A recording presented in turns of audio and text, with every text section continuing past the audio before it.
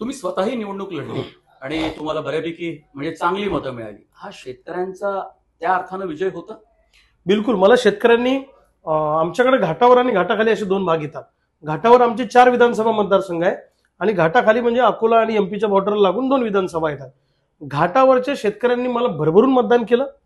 मला या प्रस्तावित पक्षांपेक्षा 17,000चा लीड घेऊन मी खाली उतरलो आणि खाली मात्र शेतकरी म्हणून मला पाहिजे त्या अपेक्षित मतदान झालं नाही. कदाचित मी कमी पडलो असेल त्यांना एकजूट करायला, मला माहित नाही काय प्रॉब्लेम आहे. तर तिथे मी कमी पडलो म्हणून माझा काही 98,000 पराभव झाला. पण मला असं वाटतं की शेतकऱ्यांमध्ये एक आशावाद तयार करण्याचं काम आम्ही केलं.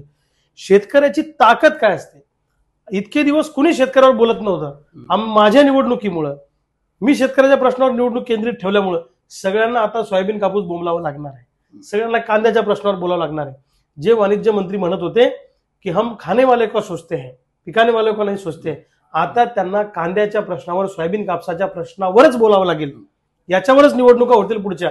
आणि आमचा अजेंडा, मी महाराष्ट्राचा दौरा करणार आहे, महाराष्ट्राचा कानाकोपरा पिंजून काढणार आहे आणि महाराष्ट्रातल्या शेतकऱ्याच्या सगळ्या तरण्या पोरांना एकत्र होऊन विधानसभेची निवडणूक ही निव्वळ शेतकऱ्याच्या प्रश्नावर झाली पाहिजे, हा माझा अजेंडा आहे.